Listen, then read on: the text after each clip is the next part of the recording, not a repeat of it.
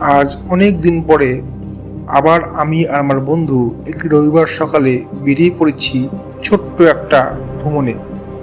এই ছোট্ট ভ্রমণটির ছোট ছোট অভিজ্ঞতা এবং রোমাঞ্চকর অনুভূতিগুলো আমি আবার আপনার সামনে তুলে ধরবো আমার এই ইউটিউব চ্যানেলের মাধ্যমে। আজ আমরা চলে যাচ্ছি রঙ্গর পথে।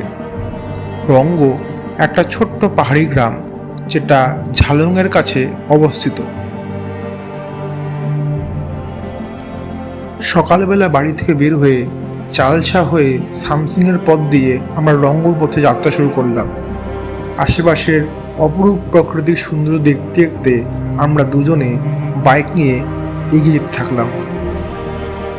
সকালবেলা বাড়ি থেকে বের হয়ে চালসা হয়ে সামসিংয়ের পথ দিয়ে আমরা রঙ্গর পথে যাত্রা শুরু করলাম।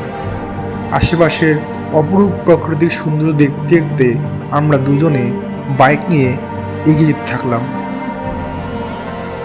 রঙ্গ যাওয়ার দুটো রাস্তা আছে, একটাতে সময় বেশি লাগে আর একটাতে সময় কম। সামসিং হয়ে যে রাস্তাটা যায় সেটাতে সময় অনেক বেশি লাগে, আর চাপড়ামারি হয়ে যে রাস্তাটা যায় সেটাতে সময় অনেক কম। আমরা ইচ্ছে করেই সামসিং হয়ে রঙ্গ যাওয়ার সিদ্ধান্ত নিই, কারণ এই রাস্তার প্রাকৃতিক সৌন্দর্য চাপড়ামারির তুলনায় অনেক বেশি। যেতে যেতে আমরা পথ ভুলে রঙ্গ যাওয়ার বদলে লালিগঞ্জের পথে চলে এসেছিলাম। তাই ভাবলাম চলে যখন এসেছি তখন লালিগঞ্জটা ঘোরা হয়ে যাক। এটা লালিগঞ্জের পথ। এখানে পিকনিক সিজনে প্রচুর ভিড় হয়। ডিসেম্বর, জানুয়ারি, এমনকি ফেব্রুয়ারি মাসে প্রচুর ভিড় হয়। এখানে প্রচুর লোকে পিকনিক করতে আসে, বাইরের থেকেও আসে, জলপাইগুড়ি থেকেও যায়, শিলিগুড়ি থেকেও আসে। ফোটপাট সব জায়গা থেকে এখানে পিকনিক করতে মানুষে আসে। কিন্তু এখন এপ্রিল মাস, তাই এখন অনেকটাই ফাঁকা বলতে গেলে। তাই আমরা এখানকার প্রাকৃতিক সৌন্দর্য আরও বেশি ভালোভাবে উপভোগ করতে পারবো।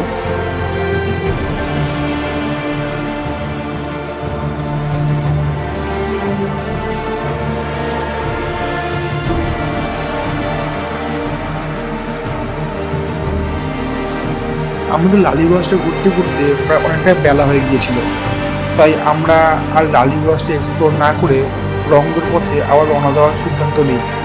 কারণ এখানে বেশিক্ষণ ঘুরলে আর রঙ্গ পৌঁছানো যাবে না সঠিক সময়, তাই জন্য আমরা আর এখানে বেশিক্ষণ সময় নষ্ট করিনি। অবশেষে আমরা সঠিক রাস্তাটা খুঁজে পেয়েছি। আমরা গুগল ম্যাপে একটু দেখতে ভুল করেছিলাম বলে আমরা বারে অন্য করে চলে যাচ্ছিলাম। এবার আমরা ঠিক রাস্তাটা দেখে এবার আমরা ঠিক দিকে রওনা দিয়েছি।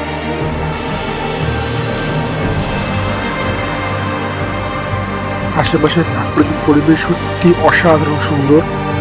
এখানে যদি সব বন্ধুদের সাথে এসে একটা ক্যাম্প করতে পারতাম, ট্রেন খাটিয়ে খোলা আকাশের নিচে, তাহলে সত্যিই একটা অসাধারণ অভিজ্ঞতা হতো।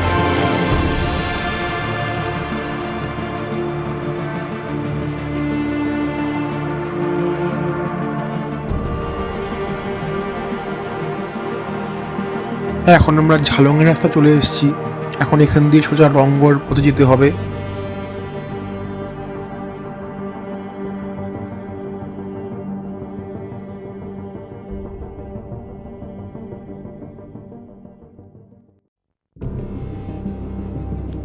আমরা এটা ভুল করে ঝালং থেকে বিন্দু রাস্তা চলে গিয়েছিলাম। এটা গিরিবাস থেকে ডান দিকে একটা রাস্তা পড়ে, আর বাঁ দিকে যায় দলগাঁও আর রঙ্গ, আর আমরা চলে গেছিলাম ডান দিকে, সেটা হয় বিন্দুতে। তো এটা অনেক পরে বুঝতে পারি আমরা যে ভুল রাস্তা চলে এসেছি। নেটওয়ার্কটা কাজ করছিল না বলে আমরা পরে লোকালদের সাহায্য নেওয়া ঠিক পথে আমরা এগিয়ে যাওয়া। যাই হোক, ভুল সংশোধন করে আবার এখন আমরা রঙ্গর পথে যাত্রা করছি।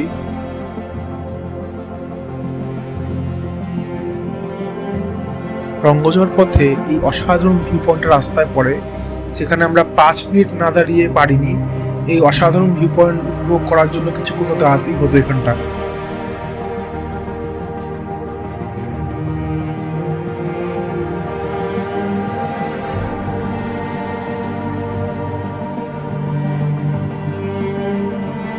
আমরা রঙ্গগ্রামে পৌঁছে গেছি। এখন আমরা রঙ্গ জিরো পয়েন্টের দিকে এগিয়ে যাচ্ছি।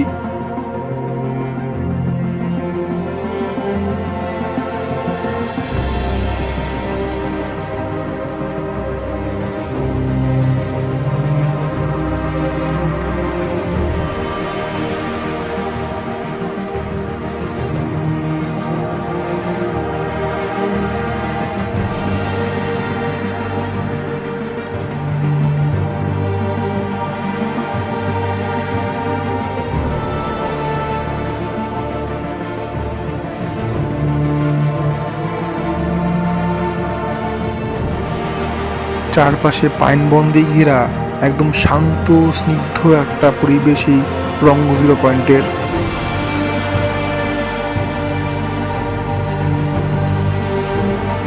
আমরা যখন এখানে পৌঁছালাম তখন আমি আর আমার বন্ধুত্ব বাদে এই গোটা চত্বরে আর কেউ ছিল না।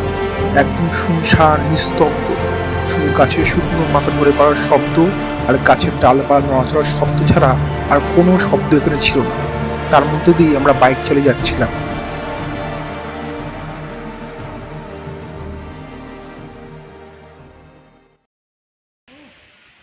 এখন এখানে পাখির শব্দ শোনা যাচ্ছে, যেটা আগে শোনা যাচ্ছিল না। জায়গাটা খুবই সুন্দর আর শান্ত। যারা পাহাড়ের নিরিবিলি পরিবেশ পছন্দ করে তাদের জন্য এই জায়গাটা একদম আদর্শ জায়গা।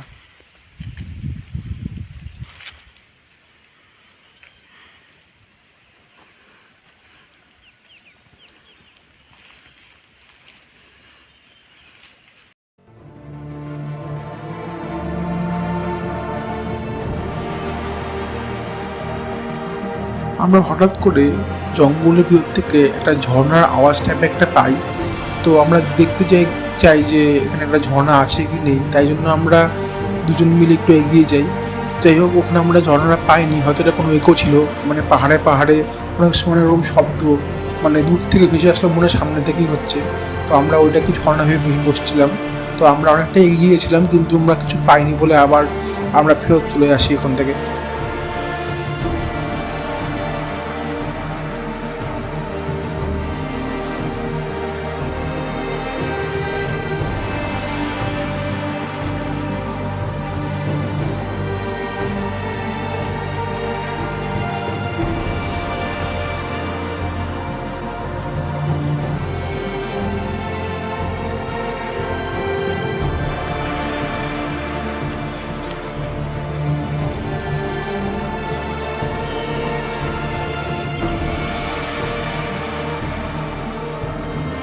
ওখানে কিছুক্ষণ থাকার পর আমরা তারপর রওনা দিলাম।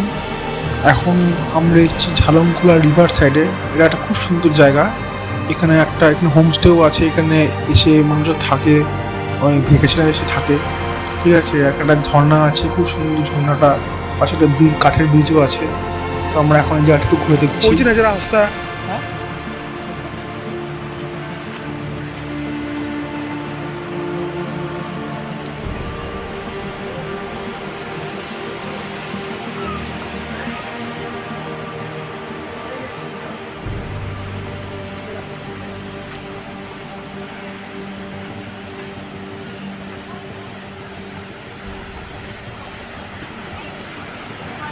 এই যে ব্রিজটা,